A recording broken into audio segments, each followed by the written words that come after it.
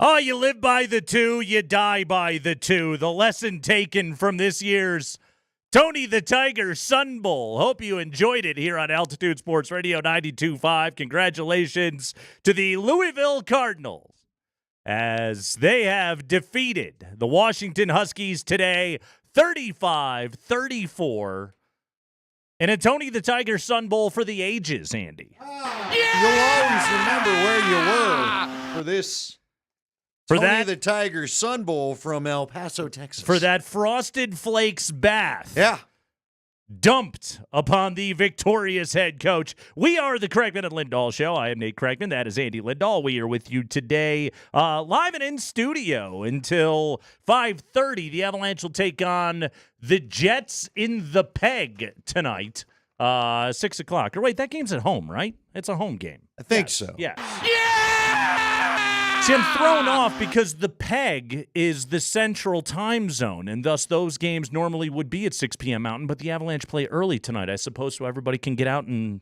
We have to revel, I suppose. Revel, yes. Or you can just change the calendar and keep it cool. I don't know. Go to bed, whatever you want to do. But whatever you want to do. And enjoy your New Year's. What's your big New Year's tradition, Andy? What do you like to do? Nada. Go to bed. No, it was funny because, I went and hooked up. I try to have lunch Tuesdays with our buddy Jeff Legwold, and we just kind of sit there and That's your New Year's BS. tradition? Well, it's going to be on Tuesdays, yeah. But we were talking actually today about all the crazy bowl games where kids have left or guys are, we'll talk about this maybe a little bit later, guys that are already in the portal but still playing for their team. Right. Yeah, I don't know. I said this to Jeff earlier. I was a bartender, so this day holds no special meaning for me. It's just your regulars wouldn't come in because they called it rookie night. Sure. You got to keep extra eyes out for people that are maybe enjoying a night out for the first time, it feels like. They don't necessarily... Do you know your limits? Yes. Please know your limits, and let's not put anybody in harm's way. And so you feel like you're kind of babysitting as a bartender. So I have no love. This, again, it truly is a flip of the calendar. I told you, hey, you probably can relate to this. There's probably a bunch of people in other fields that can relate to this too. One of my New Year's, you know what I remember? Again, I was working at the Fan as the overnight board operator, and my shift started at midnight. And so since the fireworks were going off as I was walking in the building, it meant I was a couple minutes late for my shift. So in other words, Andy says, Happy New Year? Yeah. No such thing. No. No, I mean, I've watched, I'll find some show to watch tonight. My family always goes to Cleveland. I'll find a show to watch. No, I told you I may dive into Landman for a minute or two. Okay. We'll see what happens. I may just play some Call of Duty. Okay, you're not just watching like a rerun of Family Ties. I might end up doing that. You never know. You never know. I started some Cheers last night just for giggles. Maybe I'll keep that going. I don't know. Binge Cheers. Again, the family's out of town. I walked home I've got 3 dogs, as you know. 2 of them are puppies, so they were in crates. I thought the third was safe to leave alone. I came home. She had destroyed a bunch of Christmas stuff. She ate some stinking candy, so then I had to call the hospital, and they're like, chill, it's probably cool, and it's been cool. So, yeah, you know what? The hell with all of it. Third crate's out. All the dogs are in jail. I may just go to bed when I get home. Nate, what are you going to do? A 3-crate night. It's wild. Go to a party, have a couple of drinks, ring in the new year. Oh, look who's got fancy plans. As fancy as it gets, my friend. I got my nicest flannel on. I'm ready to hit the town, let me tell you. You got the mustache intact. You got the hat still going. I'm ready to go. So yes. What is the biggest things you've done? Did you ever remember once upon a time it was like a thing where downtown Denver wanted you to come party down there? Sure. Remember the hotels and the fake ball drop and sure. Like, what's the biggest you've ever gone on New Year's? I don't know that I've ever had I don't think I've ever gone big on New Year's. Yeah. I mean, I was, basically between the ages of 21. It's 21 from the ages of 21 until, I don't know, I had kids. I'd go out every single New Year's. Yeah. Dude, I bartended all through college. I don't think I ever had a New Year's off. Yeah. Yeah. That's a big money-making night. Yes. Kind of. No, it was again, there's a lot of new people to the scene. They don't always tip know what's properly. going on. Okay. And if you have to tell them, I think you're good, They don't like that. If you're going out tonight, folks, tip your bartender, tip your but wait most off, staff. be safe, you know? Take care of your people. Yes. Ubers, cabs. All of that. Yeah. Yes. Walk. Just walk. And if a bartender tells you that you're probably set for the night, trust them. Trust them and then go to another bar is what you should do. Bartender gets 2 drinks to figure out what your deal is. Did you realize, Andy, that last night was the 18th time ever that Nikola Jokic and Russell Westbrook had a triple-double on the same day? So 18th time? 18th time it had ever basically been since done. Nikola got in the league. No other 2 players have ever had a triple-double on the same day in NBA history. Really? We roll out of 2024 with history made. What'd you think of that last night? I loved every second of it. Okay. I loved Russell Westbrook's performance. Jokic took an awful lot of shots, but ultimately they played 1 quarter of defense, and that's really all you need to on the road at Utah. Great win for the Nuggets last night. Yeah, the first halves always kind of get me because I don't trust them yet to be second half Nuggets like they've been in the past, but they were last night. Yeah, third quarter they showed up, they played the defense required of them, and they got a victory. So yes, the Nuggets victorious. NFL Power Rankings. Legwold coming up at 20 minutes after 4 o'clock. Best moment of 2024. We're doing it all here on the Kreckman and Lindahl Show on Altitude Sports Radio 92.5.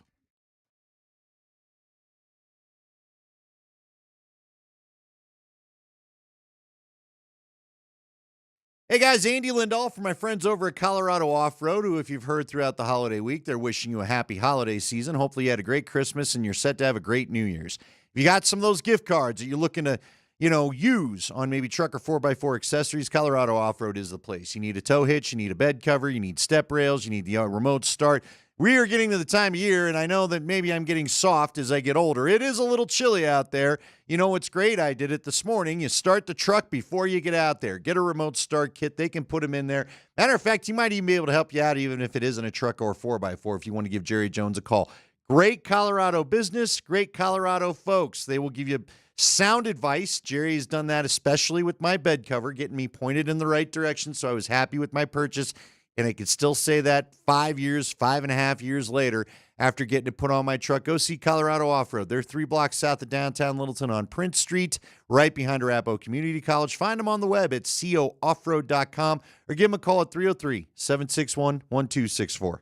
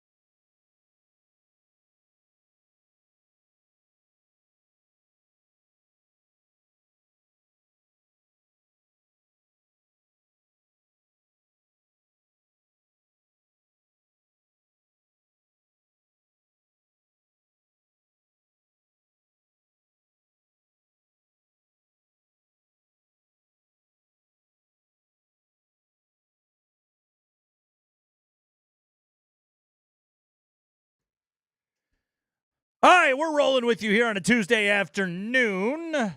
Happy New Year's Eve to everybody. It is Kreckman and Lindahl.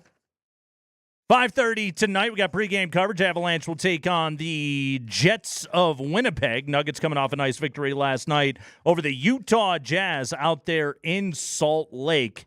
Couple of things on that game really quickly, Andy. First off, Jokic, Westbrook, and Jamal, first trio of teammates with 10 or more assists in a game since 1992.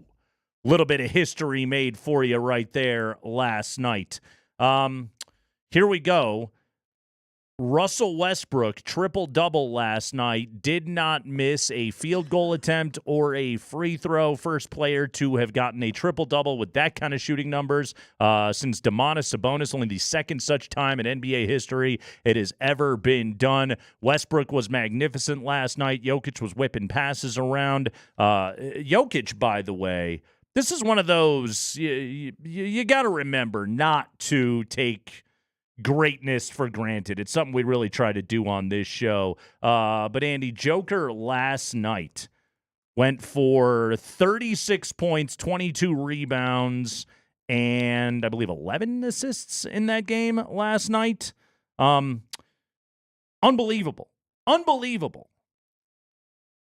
In our lifetime, if any player put up that stat line, that's leading everything, right? That's leading Sports Center. That's number one story in sports. Can you believe a guy just put up this stat line last night? And with Nikola Jokic, it's ho-hum. That's fifth time he's ever done it. Yeah, Scotty kept pointing out that, man, not only is he doing this, but he's not necessarily particularly playing at the top of his game. No, he's missed more shots than maybe we're used to. Took 33 shots last night. Yeah.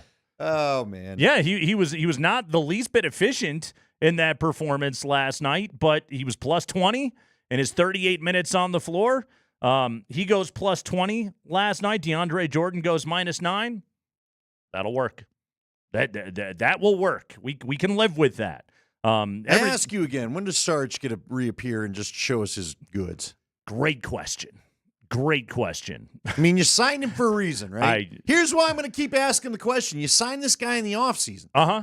I get it. It looked ugly at points in the 5 games that he played. Yeah, and then you watched him play. No, I get it, but then, let's let him get used to the team. Mm-hmm. I got nothing against DeAndre Jordan. I really don't. Yeah. I don't care if DeAndre Jordan's the answer for the first half and Sarge in the second, but it is no answer. They don't have a backup big. They don't have, let me put it this way, they don't have a backup big that they can rely on a nightly basis. At points this year, you've had Zeke play the cameo role, you've had Sarge play the cameo role, and now DJ's getting minutes. He played 10 last night, and Joker went for 38.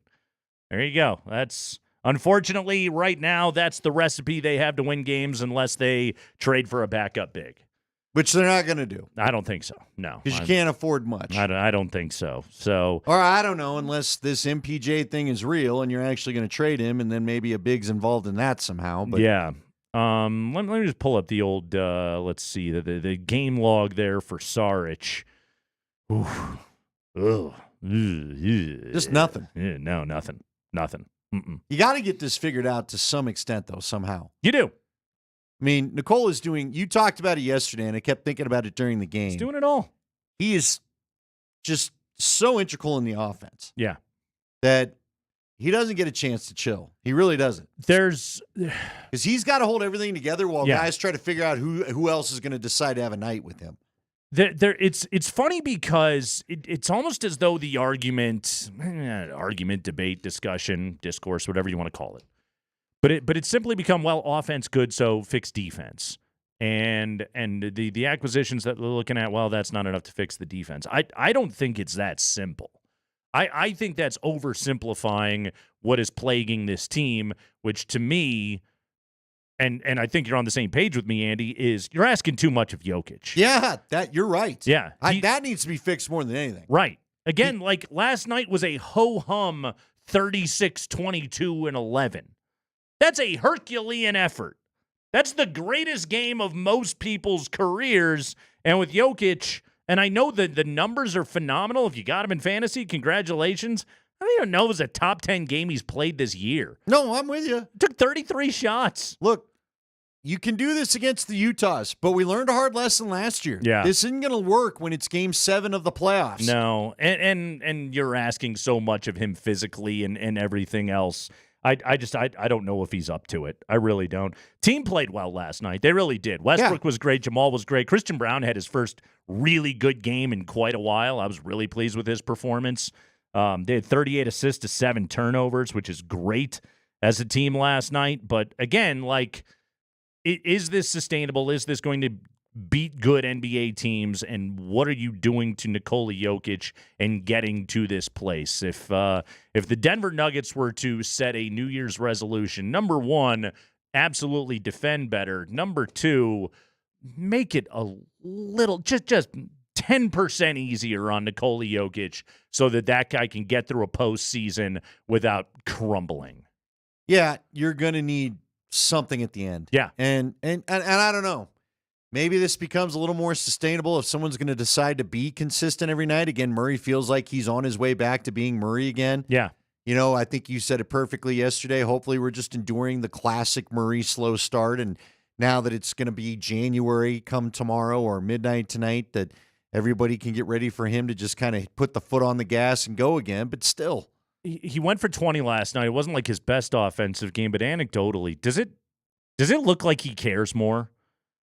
Yeah, I think he knows. I think they all know. Look, I think trade rumors put everybody on notice. And even though Jamal can't be traded, yet if you like this group, if you don't want them bringing someone in to take a little away of what you do, I'd pay attention right now. It's a smack in the face of, like, you're not doing enough. Right. This group isn't good enough. Right. And, okay, man, like, you were coming off of injuries and you backslid badly in the playoffs and you had a terrible Olympics and the start to the year was rough and I don't think you were in good condition and I don't think you were healthy.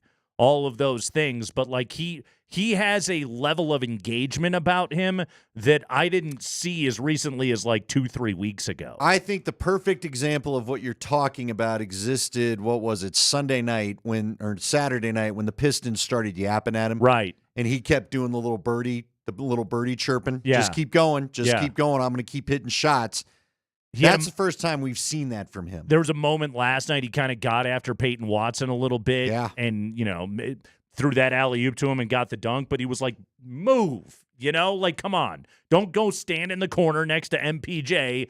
Basketball 101, that's poor floor spacing, okay? Don't do that and make a cut, and he did, and Jamal rewarded him for it, and maybe that's one of those things of like, okay, that level of leadership and engagement, let's now make that just the norm and not have it be exceptional. Yeah, I just think it's time you take your team back, bro. Yeah. Yeah. I know, I probably maybe was a little weird to figure out the dynamic between you and Russ in the locker room. It didn't need to be, but maybe it was. Yeah. But it's time for you to be the old number 2. You are the second in command to Nikola Jokic. Yeah. And this thing, we've already seen enough evidence here. Doesn't matter who they bring in.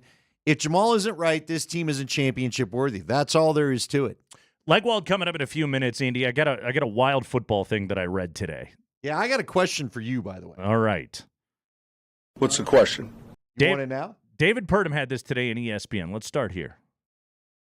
NFL betting favorites, known as the Chalk, have won 183 games outright this season, 5 shy of the all-time mark set in 2005 with Week 18 pending. The favored team has won 72% of games entering the final week. Again, just winning outright. The highest winning percentage for Chalk since 2005, second best since the NFL adopted a 16-game schedule in 78, according to ESPN research. Sportsbooks got off to a hot start to the season with dogs springing 26 upsets in September. Do you remember that? There kept being big upsets every single week, one of which was Denver over the Jets. Was one of the bigger upsets this year. Which we found out maybe wasn't. Exactly. But at the time, felt huge. That was the second most ever for the opening month. Nevada Sportsbooks won a net $81 million in September, the most lucrative month in the state's 75-year betting history. But the upsets dwindled during the final 3 months of the season. Favorites have been cooking in December. Favorites won as many as 15 of 16 games in Week 17. There was a variety of point spreads on a few of the games. Overall in December, favorites are after 56 and 17 straight up, a 77% win rate, the second highest for the month in the last 50 seasons, which means the public is cleaning up. The books are taking a bath on this NFL season. But yeah, it's if you like betting favorites, this has been a great NFL season for you. John Murray, VP of the Westgate Superbook, said maybe an underdog can win a football game. That would be cool.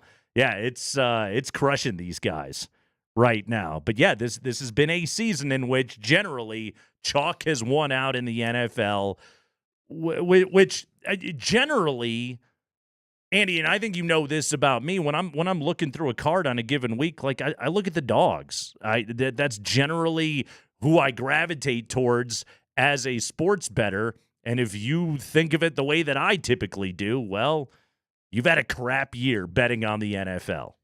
Because I just don't. That's a wild stat to me for this reason. I don't think there's a great team necessarily this year. Now, maybe it is the Lions, and we're going to find out they were, in fact, great, but they're so injured now. Can they be great all the way to the end? Right. I don't know. The Niners suffered early injuries, right? Or would suffer. It also speaks to, I think, some of the injuries suffered in games sometimes, too.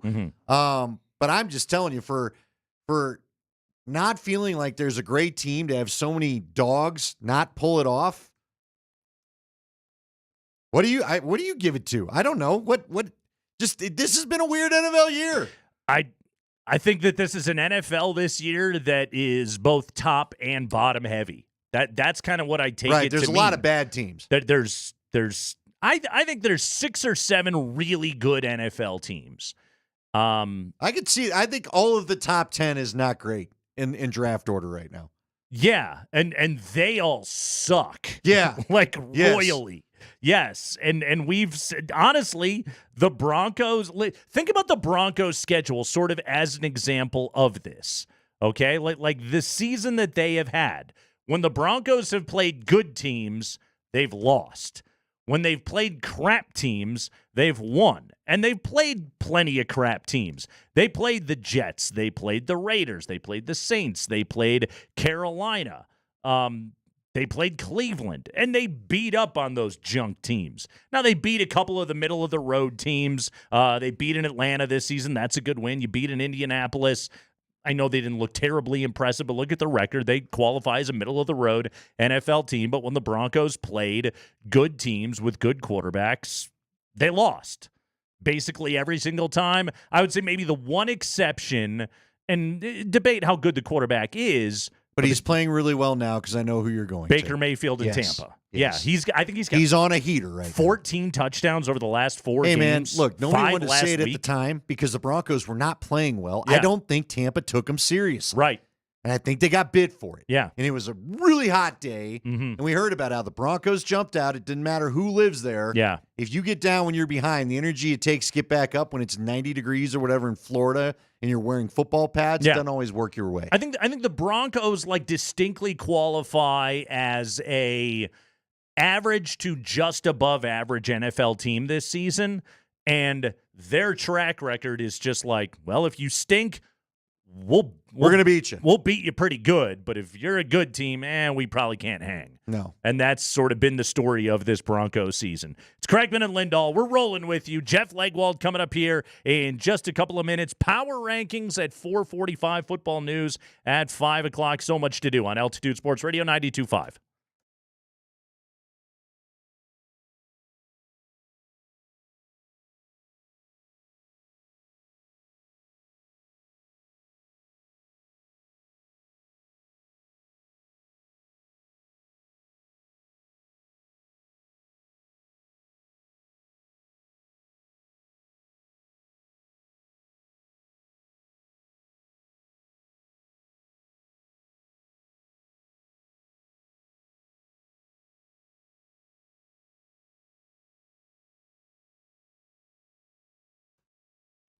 Too many at-bats to drive the ball down the football field. Hey, it's Nate Kreckman for Sport Trade. Happy Tuesday afternoon, everybody. Great time to be betting bowl games. And obviously, we have got Week 18 coming up in the NFL. If you are looking for a premium sports betting experience, well, then the best new app in Colorado is Sport Trade. Go to getsporttrade.com. Download it right now. Sport Trade has a great feature that I love. It's called the tape.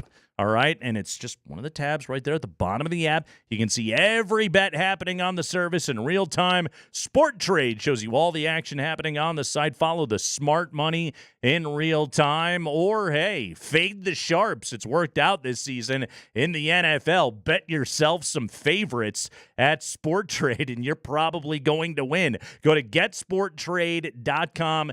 Great prices at Sport Trade. Minus 106 is the main line. That is more earnings for you when you win. Build up that account right now at Sport Trade. Again, go to getsporttrade.com. Sport Trade is regulated by the Colorado Division of Gaming. Gambling problem? Call or text 1-800-GAMBLER.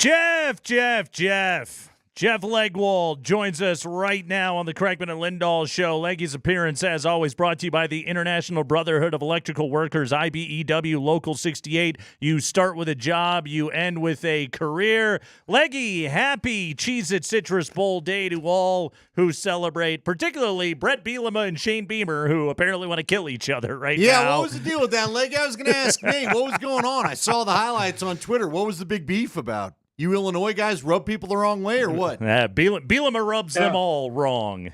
As you know, we rub people the wrong way, as you know.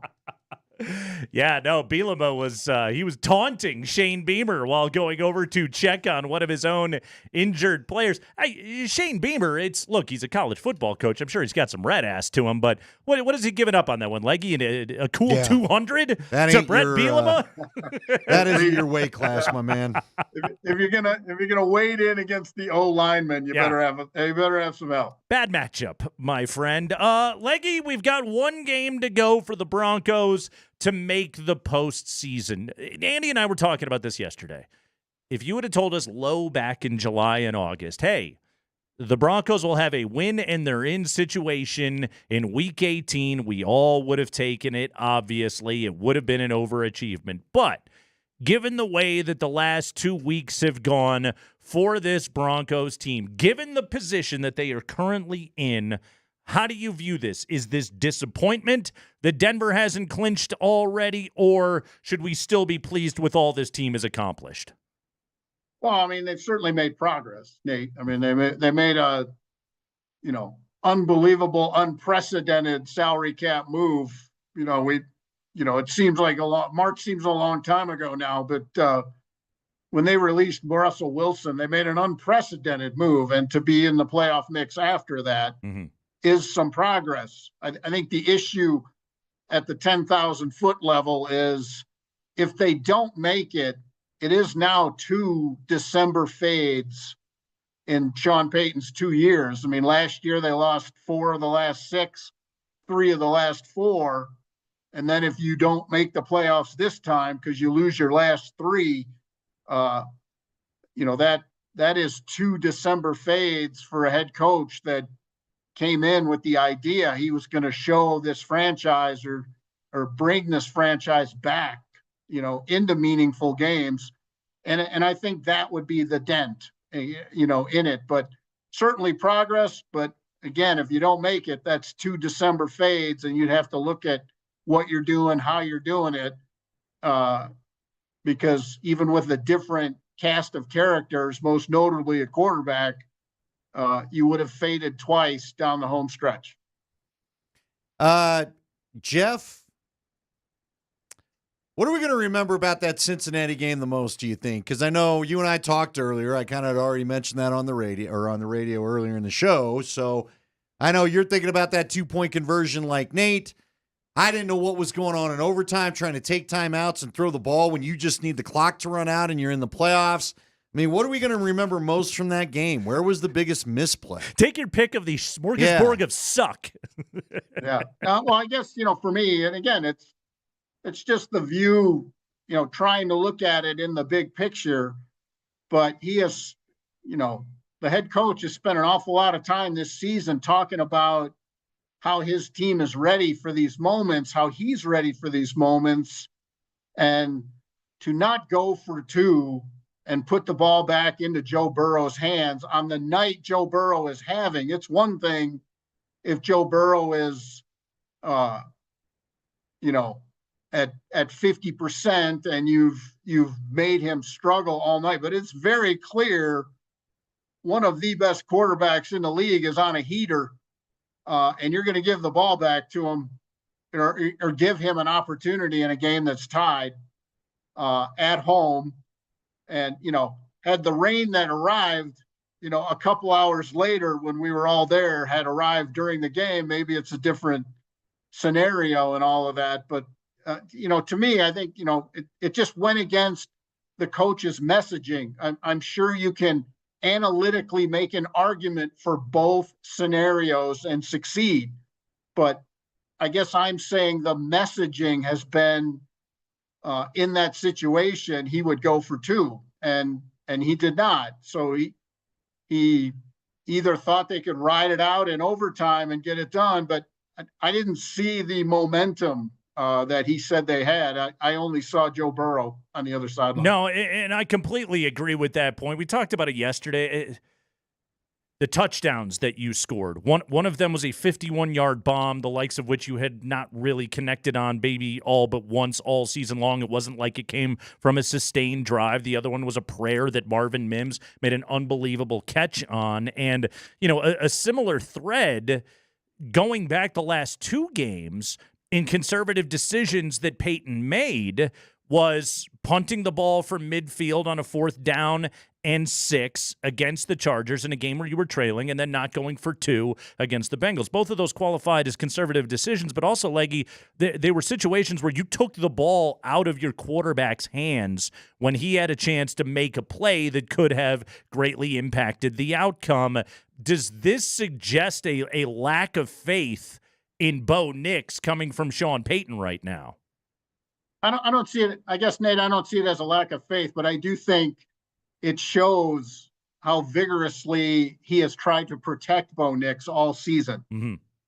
Whether it be in situational football, whether it be their personnel groupings, whether it be how much he's in the shotgun, all of it. I think he's tried very, very hard, and I don't necessarily blame him for that. You look at what Caleb Williams is going through in Chicago, and you're like, okay, maybe it's not a bad idea to protect your rookie quarterback when you get a chance. But I do think it's a factor, whether they'll ever admit it or not. And look, Bo Nix has made, great progress this season, but I do think the interception with like 2:40 to play had some bearing on the decision as well, because that was not a good decision with the ball. And honestly, when they go over the tape, I don't think the decision to throw it to Mims is going to be graded out as a good choice. But Marvin Mims just made a ridiculous catch, the best catch of the year probably, to turn that into a touchdown. But when they grade that out, they're not going to grade that as a good decision by the quarterback. And I think that all influenced, what he's thinking in the closing minutes there. But it's not very often you see a 4-possession overtime, honestly. Yeah. And, again, I didn't see the momentum, and they proved it. They had 2 3-and-outs in overtime. Just, that's just not getting it done. And not only did your defense get Burrow off the field once, but then you gave him another crack at it, and that's just too much to ask. All right, let's turn to Kansas City. It is what it is. They can't go back and do it. At the time, I didn't think it was a bad decision to go ahead and take the Thursday nighter. I would be curious to get Sean Payton alone and let him be truthful and tell me, do you regret the decision now? I don't know, whatever. I think I still would have made the same decision at the time, but it doesn't seem to have worked out, losing both those games. So now they face a Kansas City team that's famously going to sit a lot of their starters, we would think. What do the Broncos need to be cautious of going into this game Sunday? How about I put it there? I don't look at the depth chart. I guess that's what I would say. Don't worry about who Kansas City's playing and handle your business, because Kansas City has a roster full of players that have been nothing but around big games for season after season after season, and that bleeds into an entire team. The Broncos have 11 players on their current roster who've been in a playoff game. 11. They've only had 3 guys who've played in the Super Bowl. None of their homegrown players have ever worn the uniform in a playoff game. So this notion that it's a walkover because the Chiefs might play some subs, I think is a horrific place to put your mind. And I think Sean Payton will certainly and should do whatever is necessary to avoid letting anyone think that way. Because again, this team, they've had 2 sort of maturity tests. Where are you at in terms of football maturity? And they didn't pass either of them the last 2 weeks. A playoff ready team, ready right now for the playoffs, I think wins one of those 2 games. Both 1-score games, one of them in overtime. They were right there. but to get that last couple plays that mean something, that shows some football maturity. And, they got to show that this week. And, to your question, they cannot even get close to the thought of worrying about who's playing for the Chiefs. Because, again, that's just a roster full of players that have been around big situations. And a tough one for Andy Reid, because it could be 23 days between games for anybody you sit, from Christmas to the divisional round. And I think that's a tough decision for a head coach about what to do, even for a team as accomplished as the Chiefs are. Jeff Legwold, he's on the Ramos Law Hotline. Car accident, you need Ramos Law, medical doctor and attorney. Visit ramoslaw.com. Leggy, once you were able to dive into the film, what was your evaluation of Riley Moss's performance on Saturday against the Bengals, and where is he at coming down the stretch? Because I think if we've learned anything over the back half of this season, it's the importance of Riley Moss. Yeah, and I saw what I expected. Physically ready to go. I mean, he showed the knee was sturdy. He could make the moves he wanted, but you're rusty. And, there's probably 3 teams you don't want to come back as a corner after a month off. And guess what? That was one of the 3. Yeah. They got 3 receivers who would be leading the Broncos in touchdown catches right now. 3. And, one guy's leading everything in the entire league. So, and, the Bengals did what, they were merciless. I mean, they went after Riley Moss from the first snap, even in run plays. They were pushing run plays to Riley Moss. I mean, there was a point where I think Moss had 10 of the Broncos 14 tackles in the game at one point. I mean, it was just, they were just merciless. And, to his credit, he said after the game, there were some technical, how far you drop, how you come out of your back pedal, all of those things technically were just not quite there. He still, I give the guy credit. He was still scrapping deep in overtime and making tackles and all those things. It shows you what kind of player he is. But, he's not the best player in the Broncos defense, but he is one of the most important, because it is hard work. I saw an awful lot of guys crumble across from Champ Bailey. Darren Williams was a special case in that he had the mental capability to play there. That's what Riley Moss is to Pat Surtain. Riley Moss has the athletic ability and the mental ability to survive, but that was a tough way to come back. I don't think it shows any regression as him as a player. It shows you at the NFL level, missing a month is not easy. All right, what do you think of those Pro Bowl announcements today? I believe it was Benito and Surtain, if I saw right? Is that how it's going to go down? Zach Allen going to get in there? What do we think of this? Well, it's I guess Thursday is the formal. Okay, so this is the updated voting. The fan voting. Yeah. I hope Zach Allen gets. Yeah. Surtain's going to get it, and certainly you'd like to see Benito get it. And usually the SAC leaders get the votes. But I'd like to see Zach Allen for what he's done in a tough position and doing a lot of the dirty work in there. But he's having an all-pro season, let alone Pro Bowl. Leggy, look into your crystal ball really quickly. And I always love asking Jeff Legwold these questions because he loves wild speculation. It's one of his favorite things, okay? Is there anybody, when you look around this organization right now, is there anybody that you say, don't be surprised if this guy's not back next year? Is there anyone that you could see maybe being a surprise departure from the Broncos? I don't know if it's a surprise, but I guess last off season makes me wonder about Courtland Sutton. Now that said, they did circle back on Garrett Bowles. Mm-hmm. They were fully positioned to let Garrett Bowles walk and did circle back, I think in the right move because they were not going to get an improvement if they let Garrett Bowles go. And I think Sutton is in that position because they added voidable years to his deal after the offseason impasse, which is kind of a weird signal too for, a guy you took the hard line approach with. I mean, they gave him some bonuses, but they didn't rework that deal. Mm-hmm. And Cortland Sutton very much wanted them to rework that deal. So I am intrigued to see what that offseason looks like. And I think you got to get Benito done before the market is in play, and you may have to, quote unquote, overpay him.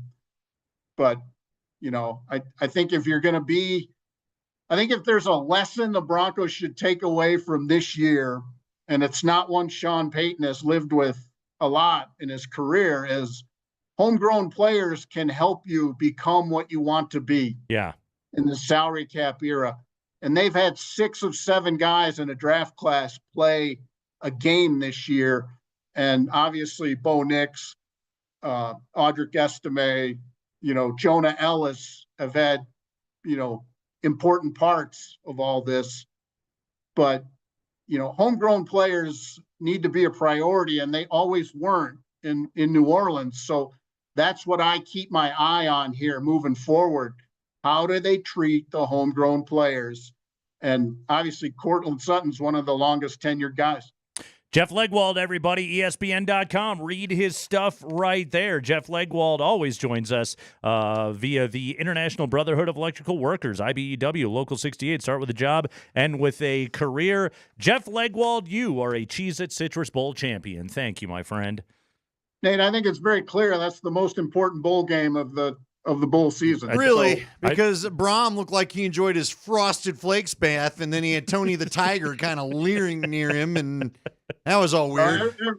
Everyone knows if you're not playing for Tabasco cheese, it's not worth doing. No, it's Pop-Tarts. Pop-Tarts the way to go. Bacon and white cheddar, my friend. Thank you, Jeff Legwold. Jeff Legwold, everybody, with us right there on a lovely Tuesday afternoon. I'm going to be thinking about the part where Sean Payton repeated himself a couple of times, talking about his admiration for T. Higgins when he talked to the media the other day. That Cortland Sutton thing is pretty interesting. You ready for power rankings? Oh, it's ranking. We ready to rank some power?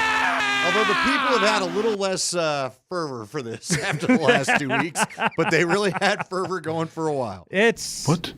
There's a couple of mild tumbles, but we'll see how far down the mountain they slide. Power rankings next.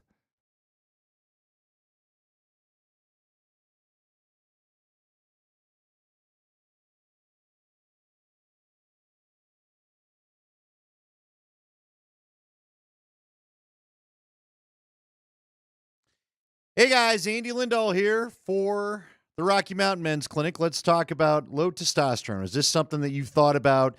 Maybe do you have it? I know you hear about it quite a bit, especially when it comes to listening to your favorite sports talk shows.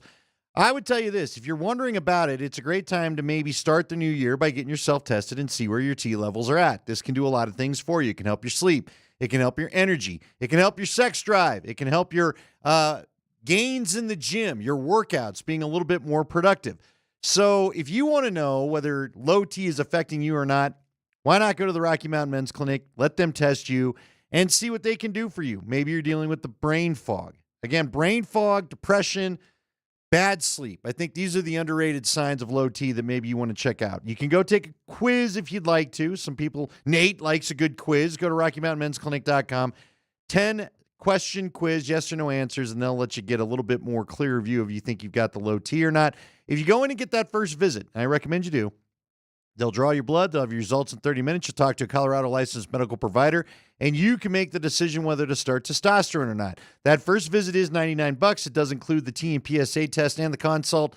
And if you start on testosterone the day of your appointment, that visit is free. 5 locations throughout Colorado, including in Fort Collins and Colorado Springs. Call them today, 720-440-7900 or RockyMountainMen'sClinic.com.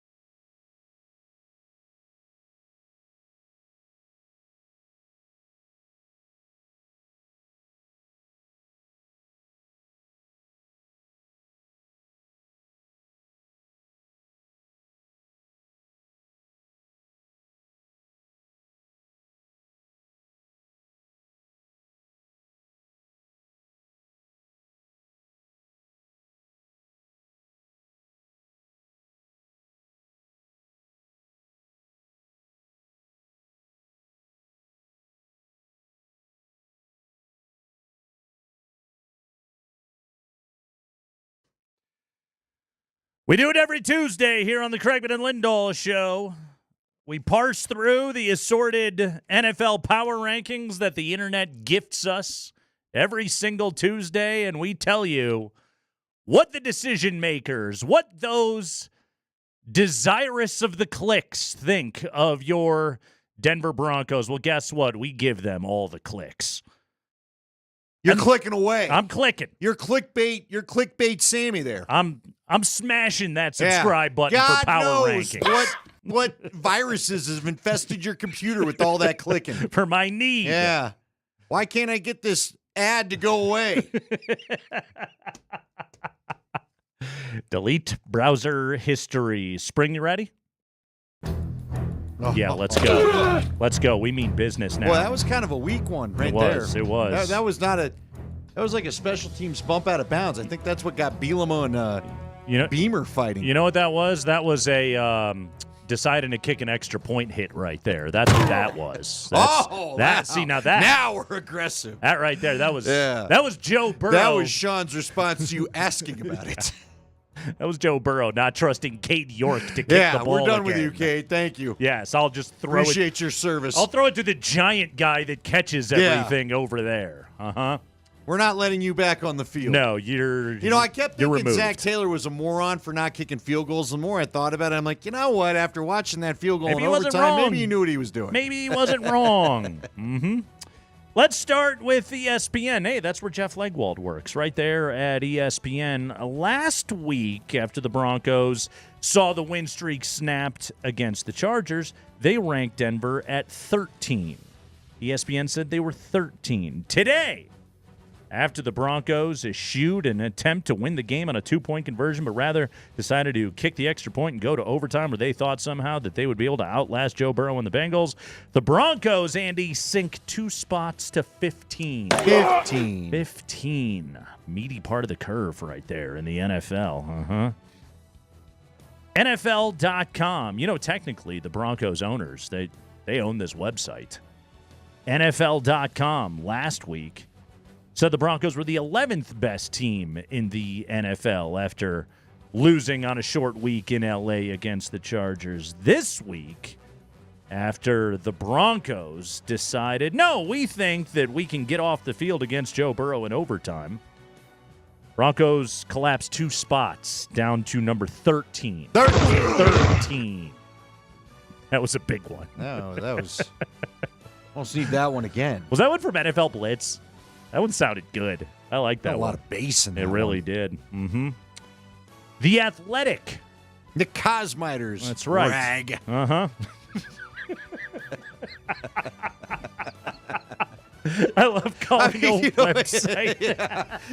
It never was a paper, so you can't call it a rag. I mean... But I'm going to anyway.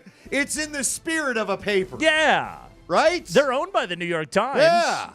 The Athletic is the New York Times sports section. Yeah, it's a rag. It's a rag. Hello, my baby. Hello, my darling. What did Morty Seinfeld call it? Pinko Commie Rag. So the Athletic last week, they were high on the Broncos. In fact, nobody was higher on Denver last week than the Athletic. And then they realized maybe we were a little bit high, ranking them at number 10. This week, maybe we need to revisit last week's decision. I've been in a few of those meetings. Bit of an overcorrection happened here. The Athletic, after the Broncos fall in overtime, 30-24 to the mighty Bungles. They dropped 4 spots, Andy, nosediving to number 14. Yeah. Ouch. Biggest move on the board, -4. That's all right. Yeah. You know what? 14, still in the playoff field. On this next one, we're going to talk about our friends over at The Ringer. Oh, I can't wait to hear this. Yeah. They haven't bought into this all year. Let me guess, they're at 25 again. Because The Ringer they don't like us. I tell you what, The Ringer last week had the Broncos at 15 after they lost to the Chargers. This week, after Denver was able to come all the way back, only to have to force overtime against the Bengals on the road in Cincinnati, Broncos cling to the 15 spot. All right, Ringer. Yeah. There we go. TheRinger.com, which has been the lowest on the Broncos on a week-to-week basis all year long, maybe we're looking over at them going, maybe you guys had it right the whole time. I ask you this, though. Did you look through the whole rankings? I did. They just get lazy and play off just like, repeat last week. I ain't putting it. It's that week between Christmas and New Year's. Yeah. I'm not looking too deep into this. Power ranking guy was he was like, had a little too much eggnog. Yeah, maybe moved a couple around. There you go, boss. I'm done. It looks good. Just switch a couple of them, make it look like you did something. By the way, can you do eggnog on New Year's? Is that still valid on New Year's? Does eggnog kind of lose its flair after Christmas? Well, also, I'm assuming that all the nog was purchased pre-Christmas. It's been in there a while now. It's got an expiration date. Yeah, now does. you're just doing the booze. On New Year's Eve, you're just I'm not hiding anything. No. I'm going to rum and coke it on you people. I won't I will issue the nog tonight. I'm skipping it. CBS, Sandy. I'm not doing nothing with CBS. Next question. CBS. Last week said the Broncos were the 13th best team in the NFL after they lost on Thursday night against the Chargers. After the extended week, thanks to the Thursday night flex and a road loss in Cincinnati, CBS has the Broncos continuing to inhabit the number 13 spot. All right. Way to go, Pete Prisco, and your bald head. Rotund body. That last one. Yeah, that's real impressive. Yeah. Boy, they're not finishing. That one's the play out of bounds. Goodness. Yeah. Yeah. There's a lot of that going on there. That's the sound of frustration right there. Sure. It's a prison yard football game. What are we doing? Just the last. Was that the longest yard? I think that was after the football game when they went back into the shower. Well, jeez. All right. USA Today. Let's move on. USA Today. What about that eggnog? USA Today. Speaking of rags, USA Today. That is a rag. It really is. Yeah. Mostly lining the bottom of bird cages. USA Today last week said the Broncos were the 15th best team in the NFL. After a loss against the Bengals in Cincinnati, another team that wears orange just like you, the Broncos squat right there at number 15. They didn't move. All right. No movement. We're seeing a consensus. I got a question on this next one. Pro Football Talk. Yep. Our guy Florio and his hair, he's a lawyer, all that. Yeah. Consistently all season long been the highest ranking on the board. Been feeling it. Yes. Last week, after a loss to the Chargers, dropped them to 12. They had been all the way up to 9. Highest ranking on the board this year was courtesy of Pro Football Talk. The most consistent highest ranking on the board in the NFL Power Rankings has come from Pro Football Talk. He's got the Broncos hovering right there at 12. But I ask you this. Is Florio one of Sean Payton's media guys? Could be. Yeah. Yeah. Yeah, I kind of wondered about that one. Yeah. Now that it's, all right, you didn't even move him. After that one, okay. Or does Florio, I think he could be one of Sean Payton's guys, but Florio also could just be playing, well, I guess there's 7 technically in the AFC seeding, but yeah, maybe he's trying to stay true to what the seedings are showing us. Okay. Yahoo Sports. Our buddy Frank Schwab. Yahoo! Surprises me every time. Last week had him at 12. This week, after deciding, 10 more minutes of football against Joe Burrow is a good idea, Broncos plummet 1 spot to number 13, Andy. Number 13. But Frank does like Peyton. He's told us. He does. When we've gotten his people to line things up. Yeah. He's a Peyton guy. I learned something about Frank a couple weeks ago. I'll tell you in the break. Oh, I'm interested to hear this. Yeah, a little Facebook post. I want to wear things. Ooh, a Facebook post. Yeah, okay. what do you know? All right. I didn't know anybody got on there anymore. I don't know why I get on there. I never post anything. Do you remember Nate Jackson's book? Oh, yeah. He hated Frank. Did he? Oh, yeah. I thought it was Resizer he had the problem with. It was Frank. Oh, really? He got after Frank in that book. Wow, I'll have to go back maybe read it again. Yeah. All right. Any sentence that involves Frank Schwab in that book it's not glowing. High ranking on the board, Andy, was Pro Football Talk at 12. Low ranking on the board, ESPN, The Ringer, and USA Today all had Denver at 15. Biggest move on the board, The Athletic dropped them 4 spots to number 14 from number 10. Your average ranking this week was 14. That is an average move of -1 after they were at 13 last week. However, think about it, 14. 7 teams make the playoffs on both sides of the bracket. You're That's in. just about right. You're going to Buffalo. Yes. You're going to freeze. It's important that Denver wins this week against Kansas City. Let's get the latest news from the Chiefs, plus some Pro Bowl voting stuff going on. And is T. Higgins actually going to hit the market? That's all coming up in the high five. Plus, we have to deem the greatest sports moment in Denver of 2024. We'll do that before we wrap up. Avalanche and the Winnipeg Jets coming up at 6 o'clock. It's Altitude Sports Radio 92.5.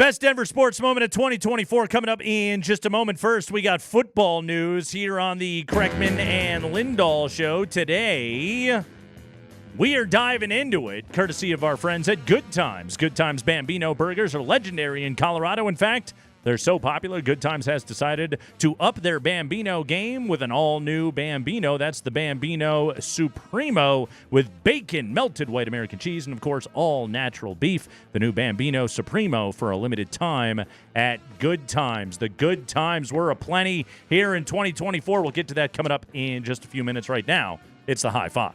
It is the High Five, brought to you by Bet365. Whatever the moment, it is never ordinary. At Bet365, we have Pro Bowl voting live updates, live voting tallies, and some Broncos players are polling pretty well in the fan voting. So Nick Bonito leads fan voting in all outside linebackers across all of the NFL. Patrick Surtain, the same for cornerbacks across all of the NFL. Zach Allen is second in defensive tackle voting. Quinn Miners is top amongst AFC left guards, or right guards, excuse me. But he is fourth overall in the NFL. Mims is fourth overall as a kick returner. This is fun because, we're going to get the player vote and the coach vote. The fan vote counts for 1/3 of this. But, Andy, the Broncos are going to have Pro Bowlers. I think the Broncos are deserving of having Pro Bowlers. And, in fact, if you would have asked me who should be there, it's those three names. It's Nick Bonito, it's Pat Surtain, and it's Zach Allen. Absolutely, those guys should be going to the Pro Bowl this year. It'll be cool if Quinn Miners can get there. It'll be cool if Marvin Mims can get there. And I assume that we can put these guys in these events and have it be fun and have the Broncos represented again. Do Miners and Allen want to go with the format change? I mean, they'll have to do the tug of war, like Battle of the Network Stars and all that stuff. I think like the vacation aspect of it is still good. I think you still like the trip. I'm assuming the gift bags are strong. The hang at the hotel, the Pro Bowl hotel bar is pretty good. So, yeah, I think that part of it's attractive. And then, yeah, you got to go get rope burn. That's the price you pay for the free trip, I guess. Yeah. Maybe I'll pay. I probably would pay a little more attention. The flag makes me a little bit nervous, but whatever. We'll talk about Pro Bowl stuff later on. Pro Bowl versus the NBA. They're switching up their format. At some point, are we just going to not do away with this? Name the team, call it good. I like the All-Pro teams. I like the All-Pro teams got to go play each other. It'll never go away. I know, it's too much television. People they need watch. something to do in between the Super Bowl and the championship People games. watch it. That's just it. It's a moneymaker. People watch. So the events themselves will never go away, even though they're pretty putrid as a viewing experience. Go ahead, Spring. High five. All right, the Bengals just beat the Broncos on Saturday. Their They did. playoff hopes are hanging by a thread, though. They got to go to Pittsburgh and beat the Steelers this weekend. Tomlin's playing his dudes, too. Oh, he has to. Yeah. Dude, you got to get right. They're not right. They got to figure that whole thing and out. Justin Fields is off the injury report. They may throw him in there a little bit, That'll too. be a good one. Yeah, Spring. Will this be the last game that T. Higgins plays in a Bengals uniform? He's playing on the franchise tag this year. He'll be a free agent at the end of the season. Jamar Chase is going to be playing on the fifth-year rookie option of his rookie deal next year. They still haven't given him his big contract. More specifically with T, though, Joe Burrow was asked about their future at wide receiver today.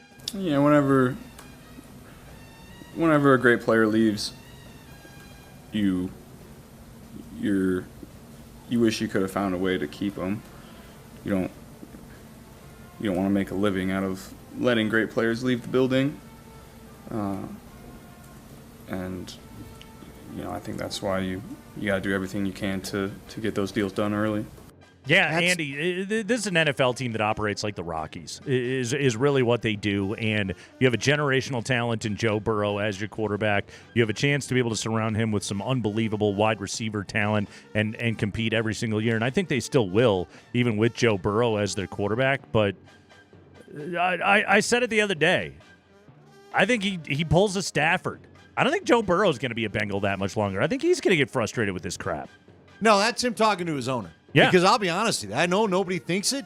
I won't be shocked if they don't get a deal done for Jamar Chase because he's going to be the highest paid wide receiver in football. And as you said, the Bengals aren't known for having highest paid anything in football. They fight this stuff, and they push back on it as much as they possibly can. Hey, don't forget Trey Hendrickson needs a contract, too. They're top pass rusher. Yeah, Burrow's frustrations, I think, are well-founded right there.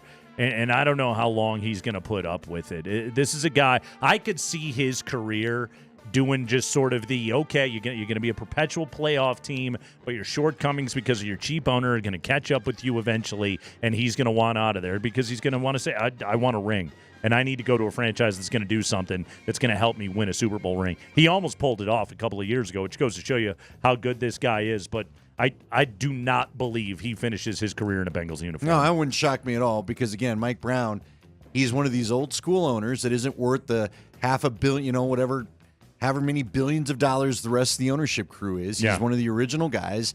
Alfred Williams used to talk about it on the air all the time, how bad the facilities were, how cheap the place was run. I don't think he's changed that much. And he gave Burrow his contract, and so I don't think he's given one to anybody else. We'll see. Yeah. They may keep Chase because Burrow tells them to. I don't see a world in which they keep both Chase and Higgins. Spring. High five. Ron Rivera is set to interview for the Jets head coaching vacancy on Thursday, and Rex Ryan said yesterday that he expects to meet with the Jets about that same job at the end of the regular season. Okay, so the story that was in The Athletic, and we had a good laugh about it last week, Andy, about the teenage sons of Woody Johnson and citing assorted different fan blogs as reasons why the team should do things. One of the kids named Brick. Yeah, Brick Johnson. Old Brick Johnson. You had Woody looking up Madden ratings and saying, we can't trade for Jerry Jeudy. The entire operation is just a slog and a mess that's going on over there. All right, if you're a head coach, the likes of a Ron Rivera, okay, Ron Rivera, longtime NFL coach, knows what the hell he's doing, okay? Knows how to run a competent NFL operation. You do an interview like that, but when you walk through the door at that place, don't you have to tell them, look, I want this gig. Obviously, it's a well-paying job. I'm a pro football coach, and I like money too, so I would like to have this job, but also things are going to have to operate in such a way because, again, I think the kind of stuff that end up in those reports is just tip of the iceberg. People in NFL circles and football circles talk about what goes on behind the scenes in places like this, and they're probably telling Ron Rivera, hey, you set some conditions before you go taking that gig. Yeah, I think you're probably right. I don't know that it's a weird list that I see them interviewing so far. I don't know Rex if the Jets Ryan, think too. Yeah, I was just about to bring that up. You're going to talk to Rex Ryan, who can't quit popping off about what a great coach he would be. Well, Rex, you may get a chance to prove it. I'd kind of like to see it because you're on ESPN every morning calling everybody in the league an idiot and trying to remind everybody how great you thought you were. Sure. I don't remember it ending so great for you. Ron Rivera, what are they going to be, okay? You're probably not keeping Aaron Rodgers around there, right? Yeah. Are you drafting another quarterback? Where do they sit in the draft order right now? They got to be top 5, don't they? They're terrible. I haven't looked at Tankathon yet. Hold on. I just don't know, what's the Jets' plan? It sounds like Sauce Gardner's going to want out of there. So the 7th pick, you're probably – I don't know how many great quarterbacks there's going to be. That ain't quarterback territory anyway. This draft order is unbelievable because you got 4 3-win teams in the NFL right now, and you got 5 4-win teams. Chicago has the 9th pick right now. They're 4-12.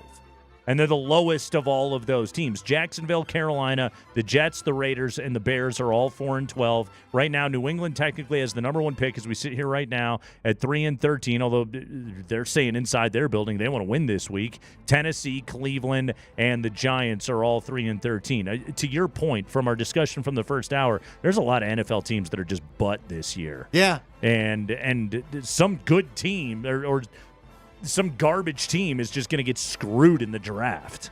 Oh, yeah. This is like losing the NBA lottery this year. Look at the Raiders. They have the 8th pick right now. That team what were is they awful. doing? What were they doing? They've won 2 in a row that they shouldn't have. Right. Why are you beating the Saints? What are you thinking? Go ahead, Spring. High five. Hey, the Cowboys currently hold the 13th pick in the NFL draft. In fact, CBS mock draft has them taking Ashton Genty. Wouldn't that be something? So they have released, speaking of running backs, Ezekiel Elliott today. Jerry Jones saying that he wants to give Zeke a shot to sign with a playoff contender and maybe play in the playoffs. That's so nice of Jerry Jones, who went on 105.3 The Fan in Dallas today. The Cowboys coming off of a 41-7 loss to Kenny Pickett and the Eagles. Jerry, break that loss down for me. Well, we let it get away from us. I was pretty encouraged the way we stepped out and opened the game, and I really thought that we were playing well. And I was surprised, really, when we let that thing get away from us. And we know that once a team gets up a couple of scores on you, they really can pin their ears back, and that's what was happening. All right, whatever. Them releasing Ezekiel Elliott is a weird deal to me because they said they want to give him a chance to go find a contender. Does any NFL playoff team want Ezekiel Elliott? I was going to ask you, have you watched him play? He looks... He hasn't averaged over 4 yards a carry since 2021. He averaged 3.1 yards per rush. Here's the thing. Zeke can block. You can trust a veteran like that in a pass pro situation, but also no playoff team worth a crap wants to give that guy any carries. Right. You kind of give the game away a little bit if you put him on the field. Well, sadly, we're dealing with that here in Denver. They don't want to run Javonte, but they put him out there because they know he's a pass blocker. Yeah, there's something going on there as well. So there you go. 5 biggest stories of the day from around the NFL here on the Kreckman and Lindahl show.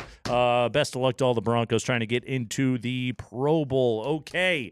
2024, the sports year that was. We didn't get any parades this year, Andy. We got used to that parade thing for a couple of years. We didn't get to have a parade this year, but we still had good moments. Here are your contenders. These are your nominees for the KNL Best Sports Moment of 2024. Game 4, Avs Peg, first round. Valeri Nichushkin, the hat trick. Connor McGahee on the call. As they got Logan O'Connor, the hat trick on the empty net goal. Trying to do the same for Val Nichushkin. 18 seconds to go in the third period. Rantanen steals it away. Nichushkin has it at the red line towards the net. Yeah! Better boy Val! Throw the chapeau! Yeah, throw that chapeau. The Avalanche would take the series in 5, Andy. They would advance on after beating the snot out of Connor Hellebuyck and the Jets there in that opening round. The problem is then they would go and play Dallas, and Val would get suspended, and that would be that. Yeah, he had a good game against Dallas game 1. Yeah. That was all over. If you just remember the Winnipeg series and then you slipped into a coma after that, it was a great postseason for the Avalanche. They're playing the Peg tonight. That was drop of the year. Drop of the year right there. You're Congratulations, also carrying Connor. that weight on the moment. That's a big moment right there. Let's get you a couple of Nuggets moments right here. Best moments of 2024. Game 5, Nuggets-Lakers, opening round matchup. Jamal Murray from the baseline in the closing seconds. LeBron, no! Porter's got it! Nuggets, 12 seconds remaining.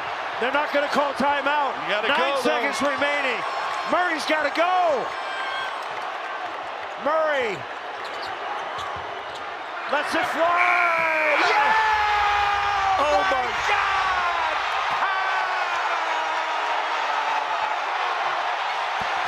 Oh my gosh!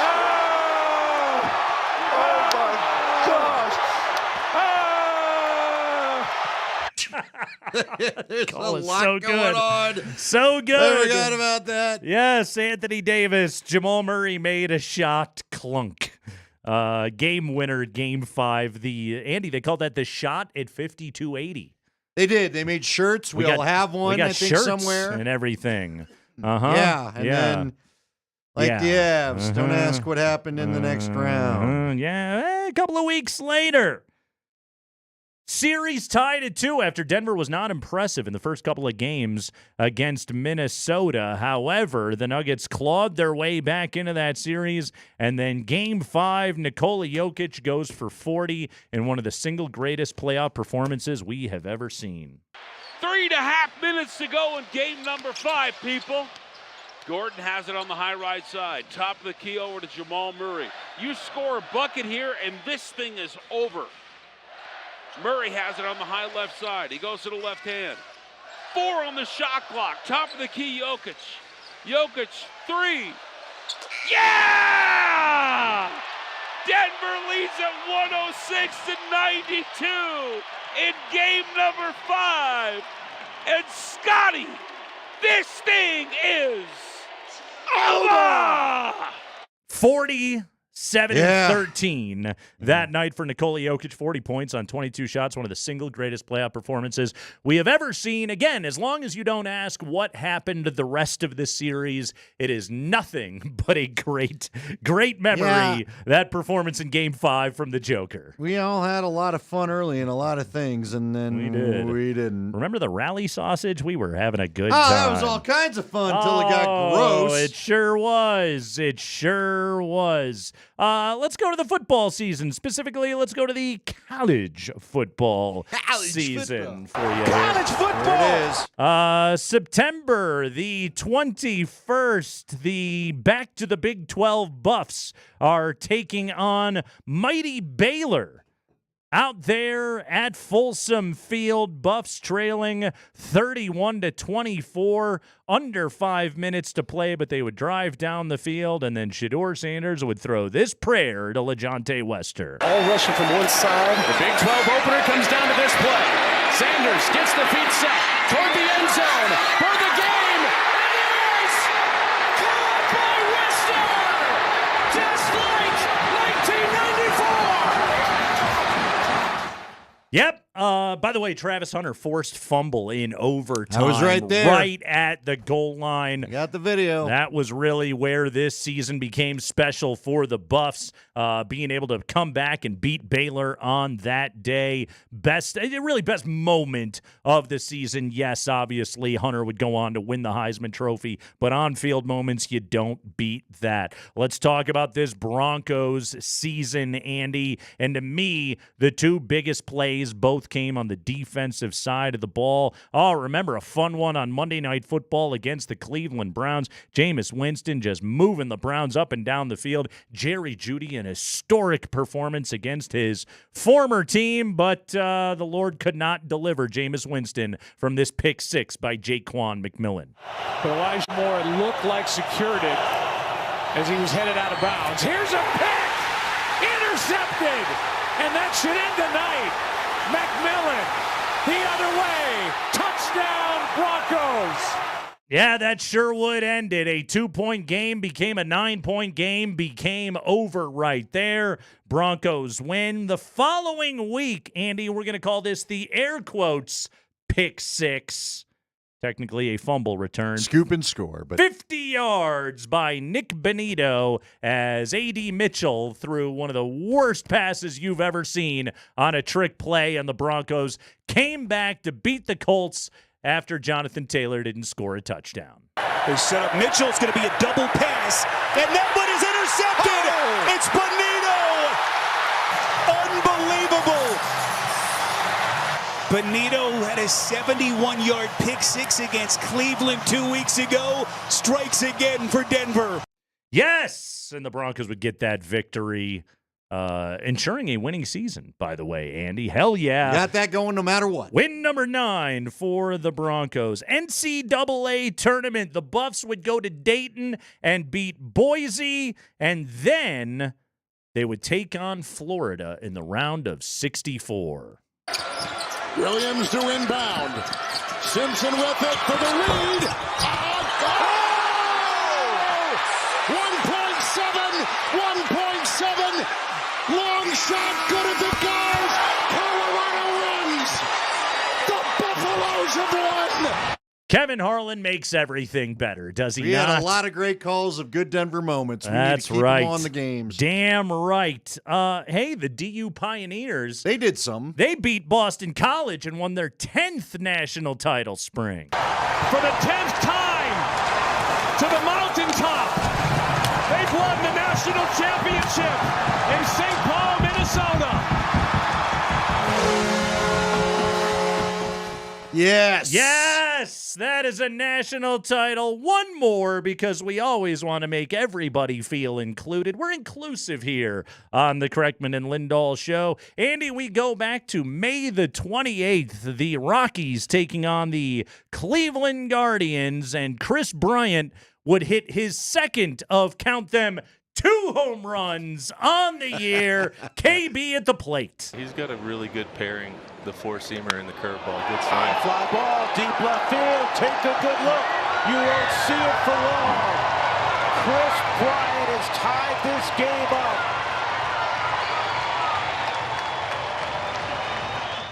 Come on. Yeah. Yeah. Take a good look. Yeah. Boy, we should have got rid of that. I'm glad you fit that one in. That's important. Yeah. Yes. Oh, yeah. Second of 2 home runs. Sure. On the year. Andy, what was number 1 for you? Oh, man, that's tough because nothing's like the clincher for the championship, but, you know. Yeah. Except to you. Uh-huh. You got 10 seconds. What you got? Go. What you got? Huh? What sucks is Bo's throw at the end of the game last week would have been it. Would have been. If you'd have gone for 2. Would have been had you gone for 2. But you didn't. You didn't. Nope. I'll take Jokic going for 40 because I was there and it was cool. You know what? I cannot believe the things I saw to Travis Hunter this year. I'll take the CU play because basically it's Travis Hunter. Good one. That's going to do it for the Kreckman and Lindahl Show here this afternoon. The Avalanche and the Winnipeg Jets coming up next. Berto's got your pregame coverage.